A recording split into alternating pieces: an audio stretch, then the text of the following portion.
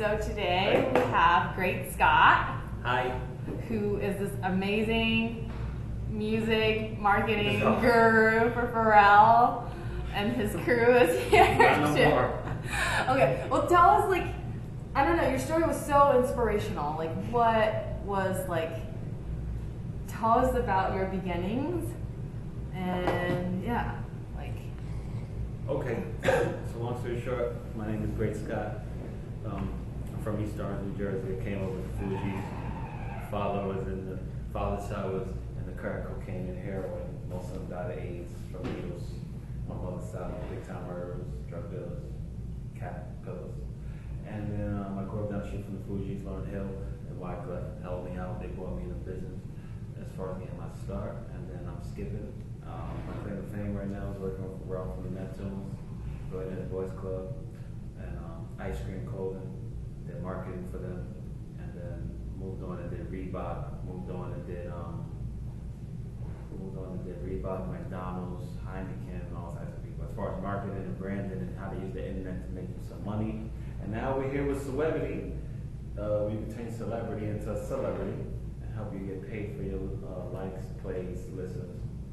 So we pay per like and pay per play. That's it. Get in the app space. Okay, so just to be clear, so you did marketing in music, and then you moved on to like these big companies, fashion, and then now in tech. But I was merging. Of course, it's all merging at the beginning.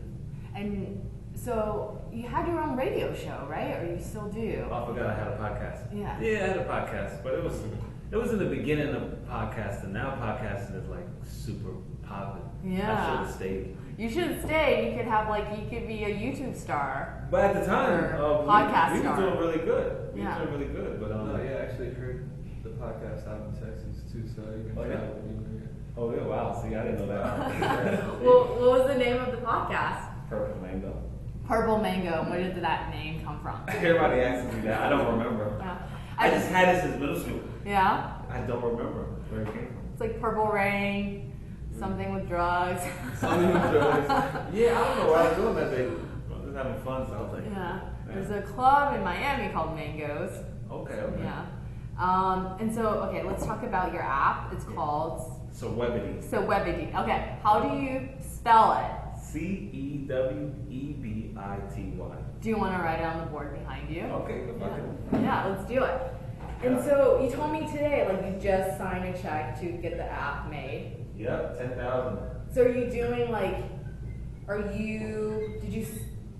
you hire out, or did you hire a dev team, or do you have? Oh man, first these people, the original people, trying to charge me like $100,000, and then I wound up having to do a deal with a team. Mm-hmm.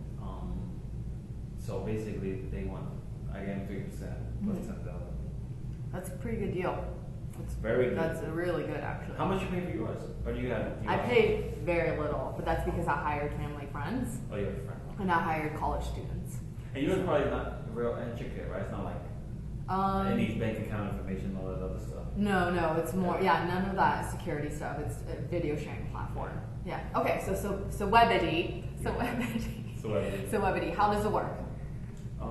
It's no different from Tumblr or Facebook. We just upload photos, upload articles, upload whatever you want to upload. Music, podcast, audiobook, if you're a comedian, whatever. And we just pay you per like and we pay you per play. And where's that money coming from? Everybody always asks that. Yeah, we got 16 revenue streams, but of course one is ads. So the way we made it work is that the ads should take care of everybody. But even if it doesn't, there's other ways. So we're good for the most part. Amazing. So when do you think first you launch? Oh, so the app will be done in 2 weeks as of today, which is July 15th. But the app will be done by August. But I don't really want to push it yet until September because there's bugs and stuff. And I want to clean. I want to do it amongst friends and family. Yeah. Whatever they complain about, clean that up, and then by September it'll be like nice and ready.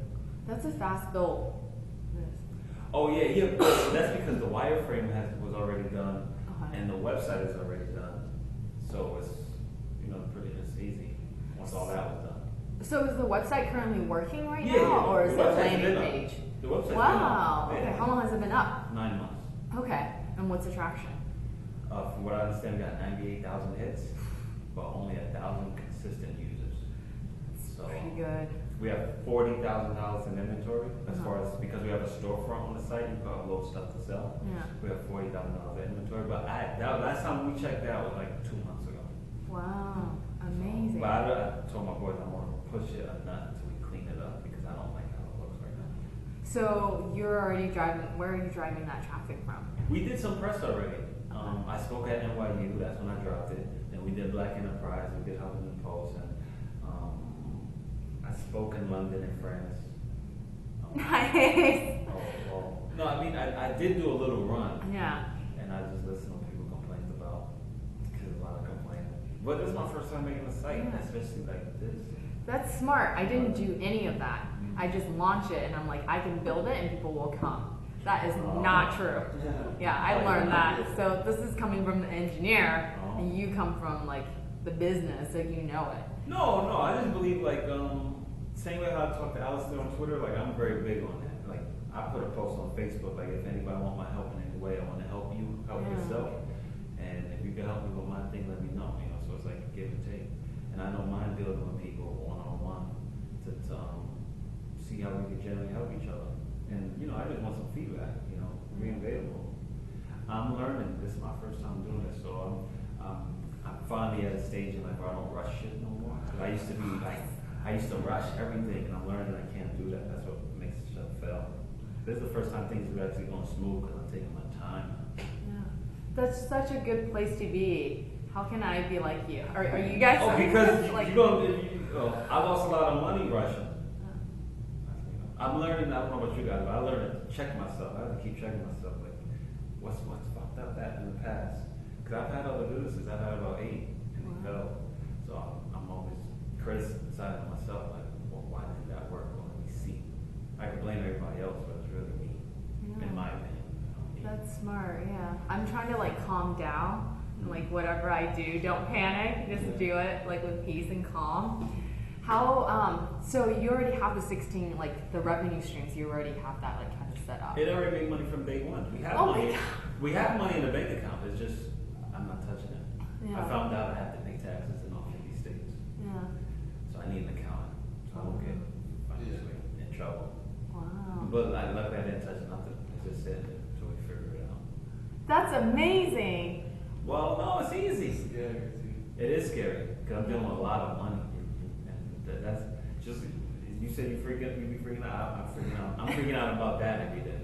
Okay. About. I can set you up with accountants. Like, Yeah, I would need that. But like, you know, like credit card fraud, bots.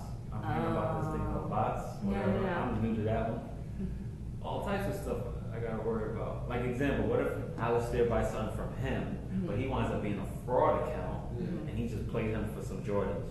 And now you're in Europe. Yeah, now it's like eBay. We would have to deal with that, and I don't know how to deal with that personally. I mean, I know eBay's structure, but you gotta. who the hell do I hire? I don't know who to hire to say you deal with frauds. You need to bring in some lawyers, like at least one. No, I have a law team. Okay. And we talked about all this stuff, but I don't have employees, you know. But I know I'm gonna need that eventually because that day is gonna come. You know, I'm trying to keep in mind the day that just dumb shit are gonna happen and it's gonna be beyond my control. Wow. Like if somebody could hack the computer and make their thing be liked like a million times, and it's like, damn. And then you know, out of nowhere, this one account I'm gonna have to pay them like $20,000. Like, how did they do that? But of course, we'll be able to see it by through traffic. If that made logical sense that person could do something. Yeah.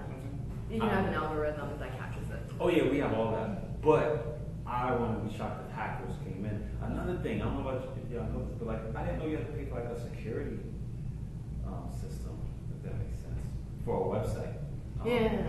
Very expensive. I wish I knew that before I had to do a site. Seriously. It's expensive.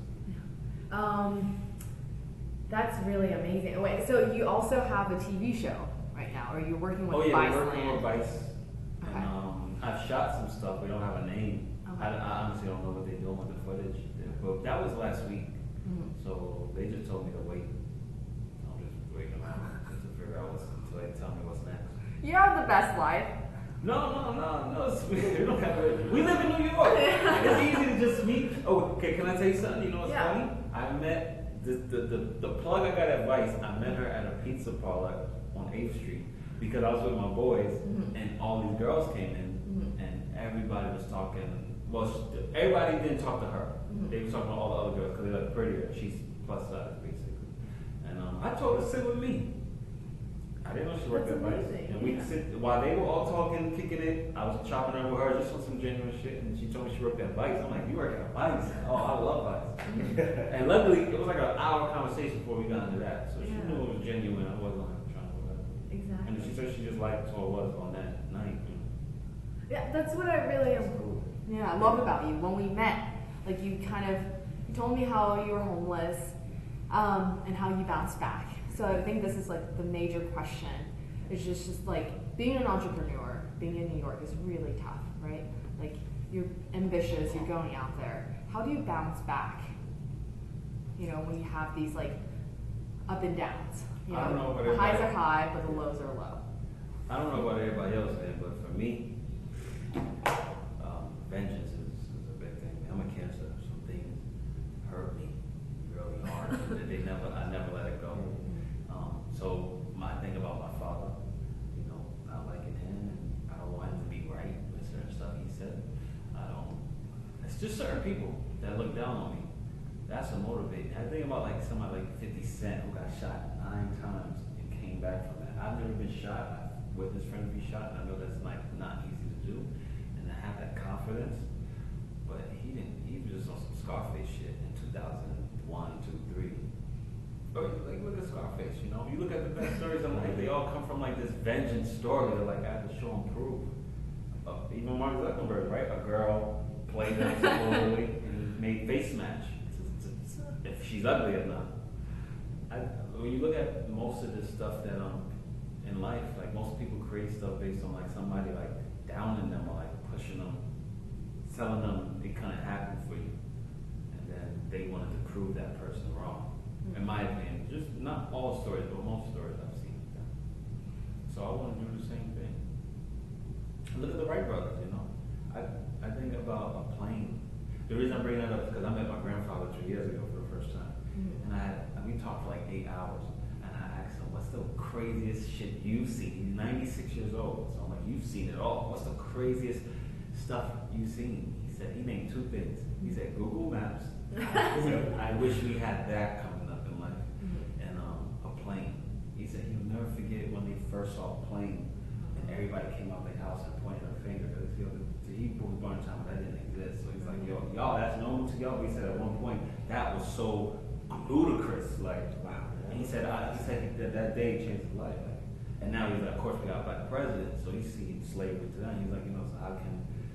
He told me like, don't ever think we can't do something because I've seen just the transformation of flat screen TVs that this big box. A computer was like, he said, like as big as this table. Now it's like this is a computer, and it's crazy. He had his memory and everything. Like he just was, and he said, when you get old like me, you're just gonna sit and reflect on everything. You want to hope you make the right decisions in life because he made some poor decisions, of course. But he's like, you know, because I can't walk. He can't walk. So he was like, I just sit and reflect until the day I die. Wow. This is our first date ever meeting. Deep conversations. Yeah, I guess so. The first thing I asked him was, tell me the day you lost your virginity. I just wanted to break the ice. I wanted to see how he responded. And how did he respond? He said he don't remember that. He doesn't? Do y'all remember? Yeah, me. I definitely remember. Oh, yeah. Tell y'all virginity. Yeah, Nah, mine was the right way. I was like in fucking 8th grade. My girlfriend, she was a virgin. I was a virgin. Swag. We made it work. It was probably not to my abilities, but not it was good. You didn't last long. I don't remember it was so long. No, it was good. That was good because coming up, we used to sometimes have half a days in elementary school and junior high school and shit. So like they used to let people go home at 1, and you know they would give a paper to give to your parents. Well, we had a group of us that we were not gonna give the paper, but let's just see what happens. So it started out half a day, just, oh, it's a fun day, we get to play basketball more or whatever, until a certain age, and now it's like, oh, yo, your parents ain't home, I just turned, okay. They think we in school, let's go until 3 o'clock, you know, invite a couple of people. And that turned into one day planning with a girl, like, all right, man, you know, it's half a day on Friday, right? You know, we were flirting a lot, like, whatever that meant at the time. You know, like, yo, come on, let me buy you a Snickers, you know, something like that. It's so special. Skittles now. I think that would be special today in New York. No, It's that's like, not- oh, you really care about me. In retrospect, I really think the music had a lot to do with it, 100%. Because I was attending parties, it was reggaeton. This is like Spanish, black and Spanish, you know, area. And that's like people, they were grinding on each other. It was sex with clothes on. So everyone had a conception of how to move, how to do everything. Maintain with innocence though. It was crazy. So that one half a day was really like, you know, long story short, went through, you know, manifested. How old were you? I was like 14. Whoa, you guys are young. How deep were you lost yours? A lady never tells. Oh, Yeah. Well, I was 17. Well, mine is quick. I just want to Yeah. say, I had my friend's cousin used to always try to have sex with me since we were like 16. They're all trying to get No, to you. no, just one cousin. What? A cousin? No, it's my friend's cousin. My best friend's cousin. I used to say, yo, like, no, we can't do it. Let's, you know what I mean? We can't do it. She used to always be flirty. I never told him, you know. Anyway, long story short, when I turned 17 or whatever, it was at his house, and she was there, and she was like, come on, yo, let's just do it. I'm like, yo, we can't do it. You're my friend's cousin. This ain't gonna work. Anyway, she just kept fucking teasing me, and I got hard, so I was like, fuck it. I'm gonna take this out. And then I was like, he's not gonna know who cares. And we did it on his bed, which is so fucked up. Alright, does he know? Yeah, he knows now. He don't care. He don't care. He thinks it's funny. Oh, because what happened was the condom broke, and I didn't know. So I came out in him, and I was freaking out. Of course, I don't know the difference between when it breaks and don't break. I was freaking out, yo. And she's crying, I'm crying. I'm like, yo, I'm not ready to be a father, yo. I'm not ready for this. I called my mom right away and told her I just had sex. I was panicking. And I told them, because there was a condom in his room. And he was like, yo, that shit is a year old. He said, I thought I was going to use it one day and never use it. So anyway, me and her cool, we cool now. We look back at it and we laugh. That was like when I was 17. Amazing. Oh my gosh. Okay. So, what is your advice, closing advice for entrepreneur, young kid, 17-year-old, 8th grader, trying to become like you? Like, how do they get there? What would you advise? If you could give yourself advice, what would you tell yourself? I mean, I would say learn the market. Look, the hip hop album just passed. Rich Homie Quan fucked up Biggie's lyrics. The point I'm bringing it up because I feel like we live in a time where people don't do their research on anything. They just, I want to be a writer, and they just jump. I want to be whatever, and they just jump into it.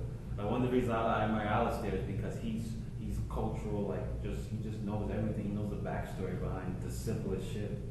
That's important, and I would encourage young people to learn the backstory behind things, because none of this shit just happened. You gotta respect the show that you stand on, or else we don't have no reason to respect you for what you're doing. And learn whatever field you're in. Learn the top 10 people winning and why are they winning. What exactly is helping them win? Because before I got in tech, I spent a year just studying it, literally studying Google, Amazon, whatever, little ones, big ones. I want to understand how they make their money, how they're losing it. What sites, who the key players in the game. My family's in the drug game, right? So if you're gonna sell drugs, you have to be mindful of that. When you come to somebody's block, you have to be mindful of who's running it, who's the OG, and you study the chain of command. That's important. So I apply the same drug knowledge into the tech world. I mean, everybody does it, right? And then even when I worked at BBC, when we opened the BBC store on West Broadway, they made me go around all of Soho, learn how much everybody's rent is, what items are selling the most in the stores, and what items are selling the least in the stores. Why? I had to make my own synopsis of it. Why are they selling more and less? I had to learn this whole market to understand before we put the store there. So we can know, can we really compete with Uniqlo, whose rent is $100,000 a month, but they're making like $2 million a month. You know, that's including employees and lights and all that. So we had to write all that out and make it make sense for them. You know, but that was different stuff. So I learned that, yeah, we all do it. Just do your research, man, because you can get fucked up not knowing any better because you just didn't take time to learn. That's true. That's really good advice. Thanks so much.